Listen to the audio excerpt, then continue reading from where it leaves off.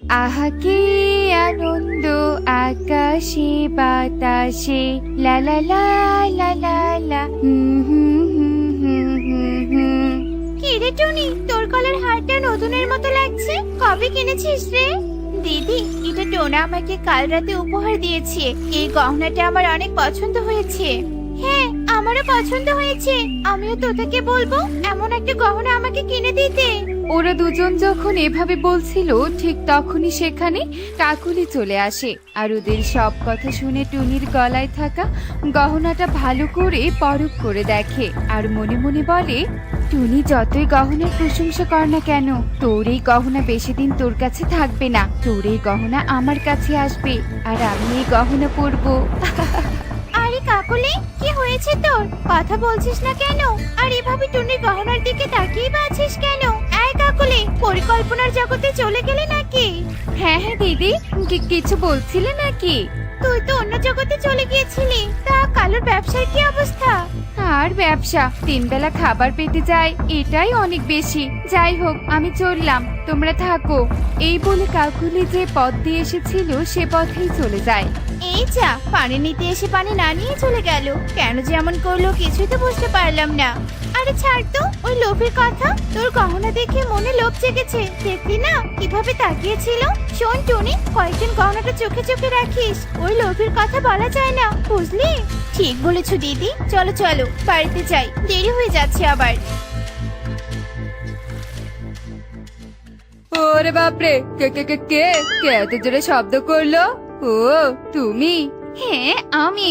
বাপরে, মেজাজ এত করা কেন শুনি? আর মুখটা এত ভারী করে রেখেছো কেন? কি হয়েছে বলো তো? আর কলসও দেখছি ফাঁকা। জানো, টুনির স্বামী টোনা টুনিকে অনেক সুন্দর একটা দামি গহনা কিনে দিয়েছে। আমার না ওর গহনাটা অনেক পছন্দ হয়েছে। এই রে, আমার লোভী বউ গহনার লোভে পড়েছে। না জানি এবার আমাকে কি করতে বলে। মন খারাপ করো না, আমার ব্যবসায় লাভ হলে আমিও তোমাকে একটা সুন্দর গহনা কিনে দিব। এই কথা আমি আমার বিয়ে হয়েছে থেকে শুনে আসছি। এতদিনে না তোমার ব্যবসায় লাভ হয়েছে আর না আমাকে কিছু কিনে দিয়েছো। আমি তোমার ব্যবসায় লাভ হওয়ার আশায় বসে থাকতে পারবো না। তুমি আজকে আমাকে ওই টুনির গহনাটা চুরি করে নিয়ে এসে দিবে। কি বললে? চুরি? তাও আবার আমি? অসম্ভব, আমি কোনো চুরি করতে পারবো না বউ। চুরি করা মহাপাপ। জেনে শুনে আমি এত বড় পাপ কাজ করতে পারবো না। চুরি যখন করবে না, তাহলে আজই আমাকে গহনা কিনে দাও। বউ, এমন করো না, আমাকে কয়েকদিন সময় দাও, আমি কিনে দিব। আমি কোনো সময় দিতে পারবো না। তুমি হয় আমাকে গহনা চুরি করে এনে দিবে, আর নয়তো কিনে দিবে, তাও আবার আজকেই। এবার বলো তুমি কোনটা করবে? কাকুলি, তুমি লোভের বশে এসব বলছো। দয়া করে লোভটা ত্যাগ করো। লোভ ভালো নয় কাকুলি। বুঝেছি, তুমি আমাকে গহনা এনে দিবে না। বেশ, আমি এক্ষুনি বাপের বাড়িতে চলে যাচ্ছি।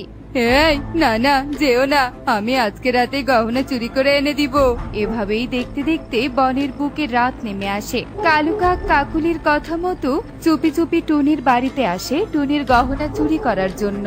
আর অন্ধকারে গহনা খুঁজতে থাকে। আর হঠাৎ করে অন্ধকারে কালুর পা পিছলে পড়ে যায়। কালুর পড়ে যাওয়ার শব্দে টোনা টুনির ঘুম ভেঙে যায়। কালু দাদা, তুমি এত রাতে আমাদের ঘরে কিসের জন্য এসেছো? কালু দাদা, তুমি আমার গহনা চুরি করতে এসেছো, তাই তো? না মানে, হ্যাঁ রে। কি, তোমার এত বড় সাহস? তুমি টুনির গহনা চুরি করতে এসেছো? তোমাকে আমি কঠোর শাস্তি দিব। আমাকে দয়া করে শাস্তি দিস না তোরা। আমি ইচ্ছে করে আসিনি, আমার বউ আমাকে জোর করে এই কাজে পাঠিয়েছে। তোরা আমাকে ক্ষমা করে দে, আমি আর কখনো এমন কাজ করব না। বেশ দাদা, ক্ষমা করে দিলাম। তবে তোমার লোভী বউকে বুঝিয়ে বলবে অন্যের জিনিসে লোভ না দিতে। কালু, এনেছো? কই দেখি দেখি, দাও দাও। গহনা চুরি করতে পারিনি, উল্টো ধরে খেয়ে শাস্তির হাত থেকে বেঁচে ফিরেছি। তুমি কোনো কাজেরই নাও, যত সব। কত আশা করেছিলাম যে গহনা পরে ঘুমাবো, আমার স্বাদের গহনা। কাঁদো, বেশি করে কাঁদো, তবুও লোভ করো না। আমি ঘুমালাম। এভাবেই বেশ কয়েকদিন কেটে যায়। লোভের বশে বনের পাখিদের কাকুলি যার যেটা দেখে সেটাই নেয়ার জন্য কালুর কাছে জেদ করে আর কালুকে চুরি করতে পাঠিয়ে দেয়। দাদা দিদিরা, আমি নিজের ইচ্ছায় তোমাদের ছাগল চুরি করতে আসিনি। আমাকে কাকুলি পাঠিয়েছে জোর করে। আমি তোমাদের ছাগল চুরি না করলে কাকুলি নাকি ভাত দিবে না, তাই তো চুরি করতে এসেছি। তোমরা দয়া করে আমাকে ক্ষমা করে দাও। ঠিক আছে, ক্ষমা করে দিলাম। আর কোনোদিনও যদি এমন করিস তাহলে কিন্তু ক্ষমা পাবি না। এবার যা, চলে যা।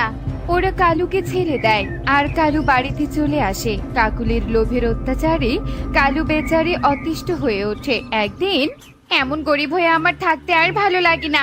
ইস, আমার যদি অনেক টাকা আর অনেক গহনা থাকতো তাহলে খুব ভালো হতো। কালু শোনো, তুমি তো প্রত্যেকবার চুরি করতে গিয়ে ধরা পড়েছো, তাই আমি ভেবেছি আজ থেকে আমিও তোমার সাথে চুরি করতে যাব। আজকে আমরা ইগল দাদার বাড়ির টাকা পয়সা চুরি করব, ঠিক আছে? নেই, কিছু ঠিক নেই। আমি তোমার লোভের শিকার হতে চাই না, আমি ধনীও হতে চাই না। কাকুলি, চলো, লোভ ছেড়ে যে অবস্থায় আছি সে অবস্থাতেই সুখে থাকার চেষ্টা করি। তুমি আমাকে একটুও সুখে থাকতে দিচ্ছ না, আর না নিজে সুখে থাকার চেষ্টা করছো। তুমি ধনী না হয়ে সুখে থাকতে চাও? আমি তোমাকে সুখে থাকতে দিচ্ছি না, তাই না? বের হও, ঘর থেকে বের হয়ে যাও, বাইরে গিয়ে সুখ খোঁজো। যাও, যাও বলছি। কাকুলি রেগে মেগে কালুকে ঘর থেকে বের করে দেয়। এভাবেই কিছুক্ষণ কেটে যায়। কালু উদাস মনে বনের গভীরে চলতে থাকে। তখনই কালুর সামনে এক তান্ত্রিক চলে আসে। কি ব্যাপার রে বৎস, এভাবে উদাস মনে বনের গভীরের দিকে কোথায় যাচ্ছিস? তোকে দেখে মনে হচ্ছে তুই অনেক গভীর চিন্তায় আছিস। তো কি হয়েছে বাবা তোর? আর বলো না তান্ত্রিক বাবা, বউয়ের জ্বালায় অতিষ্ঠ আমি। কেন, কি করেছে তোর বউ? শুনতে চাও? শোনো তবে। এই বলে কালু তান্ত্রিককে কাকুলির করা সব কর্মকাণ্ডের কথা খুলে বলে। সব শুনে তান্ত্রিক বলতে থাকে, বুঝেছি, তোর বউয়ের চাপা অনেক বেশি। দাঁড়াও, আমি তোকে একটা জিনিস দিচ্ছি। এই নে পুতুল, এই পুতুলটা নিয়ে গিয়ে তোর বউকে দিবি। এই পুতুল হলো জাদুই, এই পুতুল তোর বউয়ের চাপা পূরণ করবে। যা, এই পুতুলটা নিয়ে যা।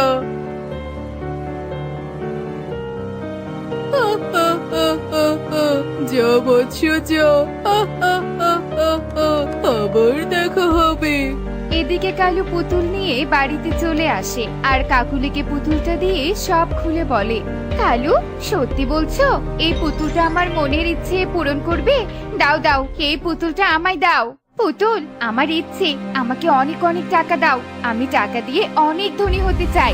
কাকুলি এভাবে বলার সাথে সাথে পুতুল জাদু করে অনেকগুলো টাকা প্রকট করে। টাকা, আহা, কত টাকা! এবার আমাদের ধনী হওয়া থেকে কেউ আটকাতে পারবে না। আমি আরো ইচ্ছে পূরণ করতে চাই।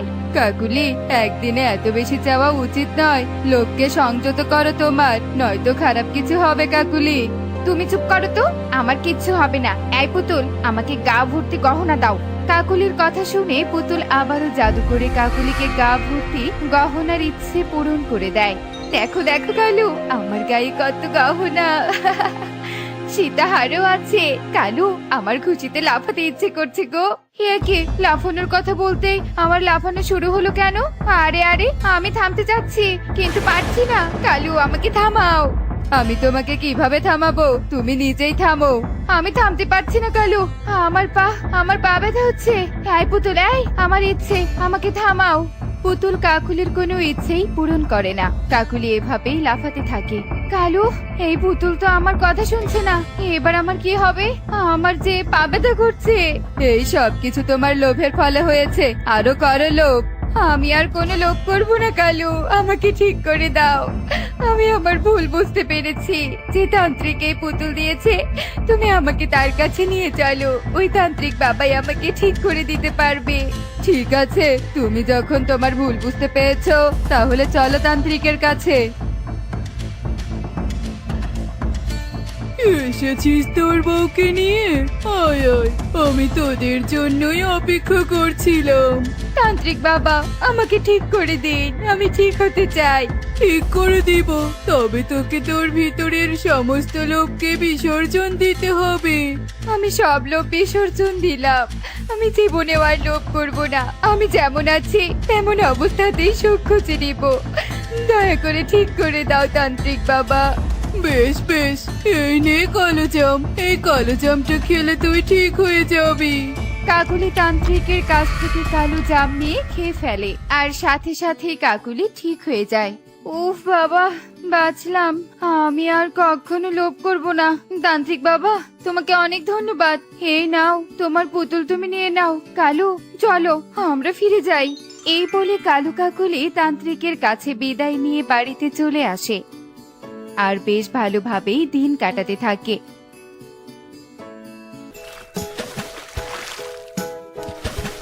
এমনই সব মজার মজার শিক্ষণীয় টুনি পাখির গল্প দেখতে আমাদের পাশেই থেকো। আর গল্পগুলো কেমন হচ্ছে তা কমেন্টে জানাতে ভুলো না কিন্তু।